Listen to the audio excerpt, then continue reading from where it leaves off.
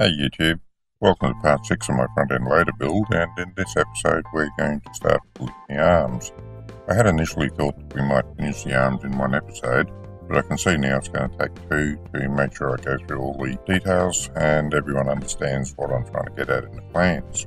I could have done it a lot simpler by using RHS, but then they wouldn't have looked as nice. So let's get started. This is a 3mm sheet that I'm going to cut the sides of the arms of the front end loader out of. I've got it measured up there with a guide clamped onto it as it is in drawing 026A. That lets me cut the sheet diagonally across and have enough to put the two pieces together and cut both arms out of it, and maximises the amount of leftover I've got so that I can use it on other jobs.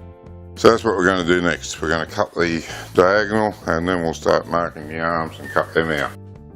Ready to plasma the diagonal now, and that's going to be a bit of a reach across the table, at least until we get down a bit.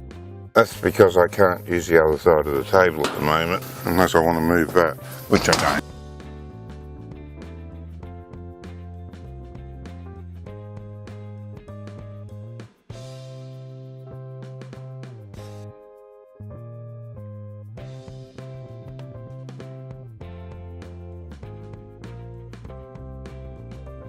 I'll just put one back on top of the other now so I can cut the arms in pairs. I hope you can see this against the reflection on the metal.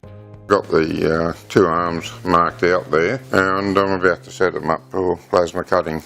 I'll put some guides on there, clamp some guides on there and get to cutting. So that's the next step. First guide clamped on there and first cut going down.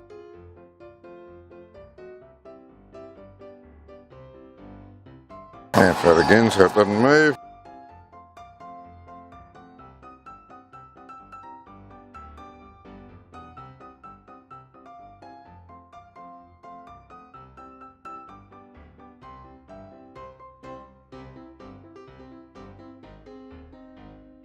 Right, now that I've got these cut out, I've just got to smooth off one side so I can clamp all four of them together nicely lined up. And then I'm going to drill the holes in each end, take the bushes for the pins. Once that's done, I can grind them down to the same shape and cut the piece out for the torsion bar, and then start welding them together. Safety gear first though. Just a flap disc to knock off some of the slag that I didn't knock off with the chipping hammer.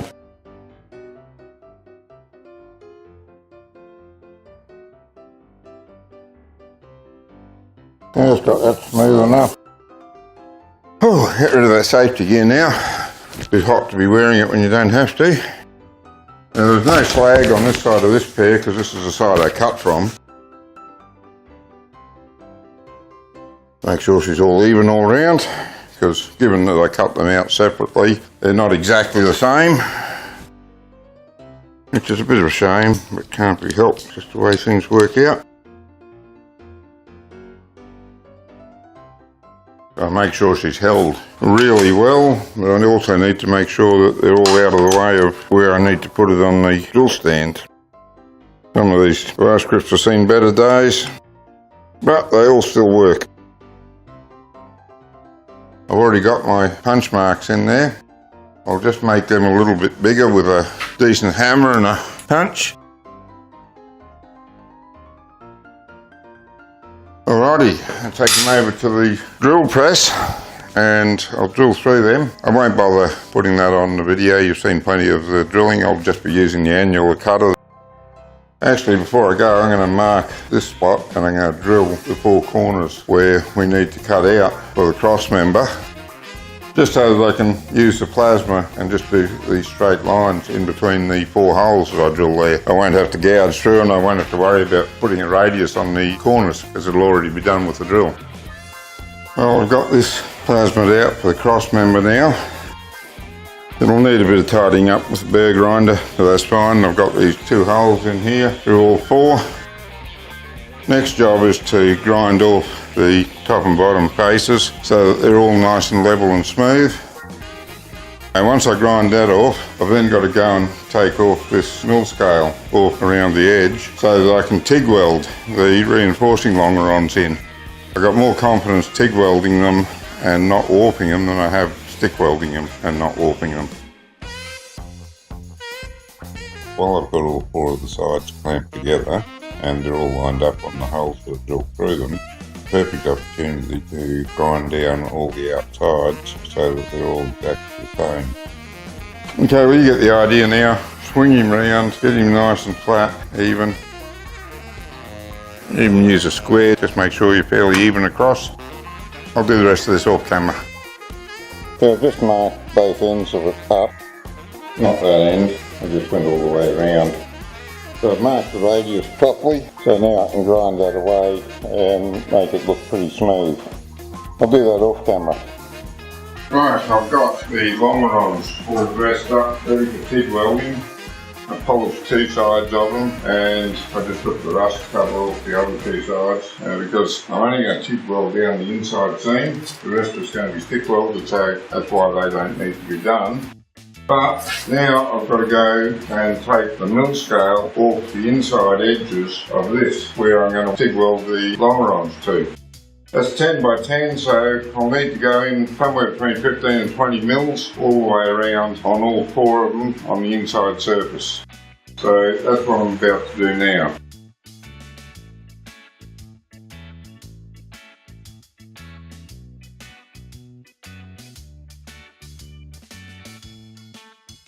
These are the 10 by 10 millimeter square rods I have for the longerons. As you can see, I had them for a while and they've got quite a bit of surface rust on them.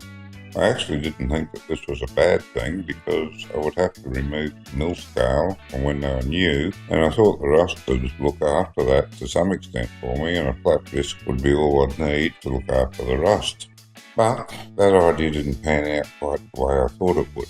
The rust was on top of the mill scale and the flat disc took the rust off just fine, but the mill scale was still there underneath and the flat disc hardly made an impression on the mill scale.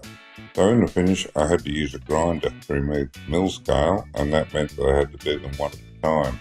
The only saving grace was that I only needed to do two sides of each one. And as you'll see a little bit further on in the video, that was all pretty much a waste of time because while I did one of them with TIG welder, I wasn't as happy as I thought I would be with that. So I tried the stick welder and it worked just fine. So I was quite happy with that, and that's what I did in the finish. I've heard it said that invention is 10% inspiration and 90% perspiration, and I think you could say of welding that welding is 90% grinding and 10% welding. I found that I couldn't use the flat disc on these because even though they're rusty, the rust hasn't eaten through the mill scale yet and the flat disc won't touch the mill scale.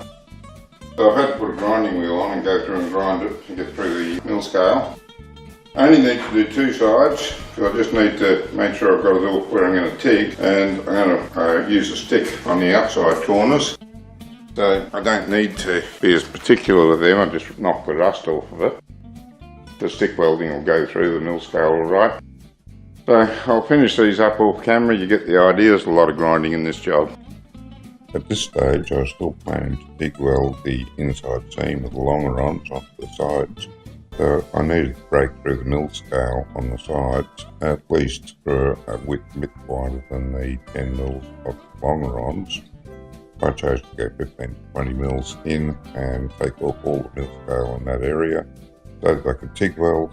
Again, in the final analysis, I found that this was just a total waste of time because the stick welding worked just as well for me after I gave up on the TIG welding. TIG welding would have worked. I overcooked it. Instead of doing the stitching that I originally intended, I decided that I would go and do a continuous weld, and that was just a bit too much heat. Because of that, I decided to try the stick welding, and as it turned out, the stick welding didn't warp any worse than the TIG welding. And when you get to the end of this section and you see the finished arm, it came out really nice, pulled it together perfectly. I'm really happy with the job, so the second arm's going to get done with the stick welder for sure. I've gone all around the edge of this with a grinder, at least 10 millimetres in. I've broken through the mill scale so that I'll be able to get a TIG bead along there. Now I've got to do the inside of all four of these. so that I can dig up the longerons along the inside. I think I can do that without warping it, whereas if I try to do it with a stick welder, I think there's every chance I'm going to warp it, and I really don't want to do that. I'll do the other three off camera. Right, I'm getting this all set up now to start welding the longerons on. I was going to do the complete bottom one first, but what I've decided to do is I'll put the top and bottom on this section, then I'll bend the bottom one in first, then I'll bend the top one down, because obviously once the bottom one's in there and sticking out, it has to be bent down first. And if I put the top one on all together first and the bottom one goes there, it'll be sitting over top of it. So I think this is the best way to do it.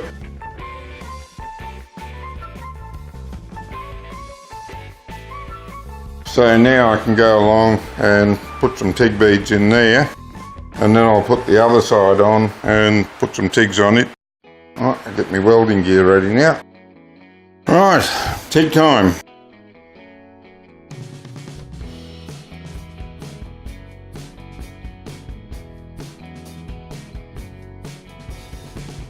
Now I can tack this one on as well, stitch him on first. I'll just go off camera to do that. I'll come back on camera for bending him around the corner.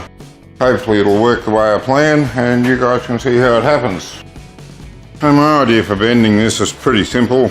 It was a little bit more elaborate when I thought I was going to do this on a table that was already finished. But because these slats move here, I can't sort of anchor it to that. I was going to clamp this down to the table, put some angle irons in here so that they butted up against the inside of the curve, and then pull this around them. But I can't do that, so the plan's changed. Where I'm thinking of doing now is just a brute force approach, where I pull him around and just put a tack on every half inch or so, about every 10-12 millimetres. I used a pair of Stilsons to give me some leverage to enable me to bend the 10x10 longerons, and I moved the Stilsons along about half an inch to an inch, say 12mm to 25mm each time, and did a tiny little bend and matched it to the bend on the side of the arm. By doing it in small sections and tacking it every time I got a little section right, I was able to match the curvature perfectly. So just take your time, it'll work. Alright, another one in about there, and we're very close to having him right.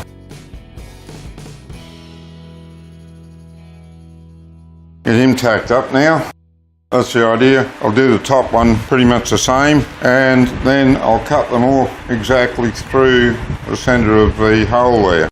Unfortunately, because the way I had to buy them, I'm going to have to join some of mine. Ideally, you should get it cut into the right lengths, but I didn't quite have that off. So there you go, that's how that's done. I'll go off camera and keep tacking away. There's going to be hours of TIG welding in this with my current level of ability.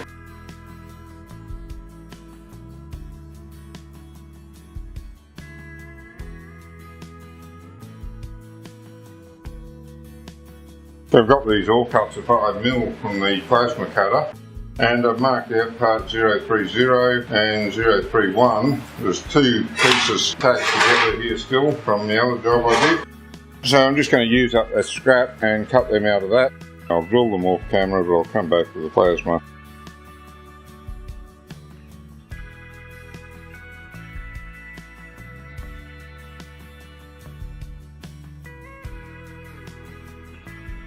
This is down on the front of the arm. I've got part 031 sitting in there, and I've used the spacer and the pin that are going to go in there just to make sure I've got in position correctly. I'm going to weld this part in now. I'm going to change rods to get some 70-18 rods first. In order to make sure that I had these end pieces located correctly before I welded them, I used the pins that go through the hole in the sides of the arms and also through the bushes. By putting them in place, it ensured that I had the end pieces exactly located in relation to the hole.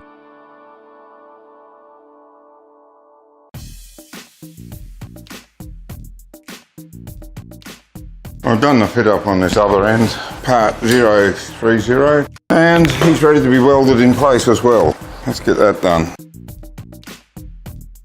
And since these end caps are mainly responsible for transferring stresses between the arms and the tractor attachments, make sure they're welded all around. I've cut some pieces for the top and bottom caps, but because I've got some warpage in there, I'm going to cut some formers for the inside of it, and I'm going to weld them in before I put the top and bottom caps on. Now I'm going to break the video at this point, mainly because I feel that it's reached a length that's sufficient for one sitting of YouTube viewing. Now, building the arms, I realise, is a long video. I wanted to make sure I was very clear on every aspect of it, because the way I chose to do it is somewhat unusual, in that most people just get a bit of RHS and weld up their arms out of that. The job takes half an hour maybe, and it's all done. I wanted something that looked factory made, so I opted to fabricate the arms from scratch using sheet metal. I'm really happy with the way they've worked out, but it is going to take a couple of episodes to run through all the intricacies of it. Don't forget to click like, comment and subscribe for more. Until next time.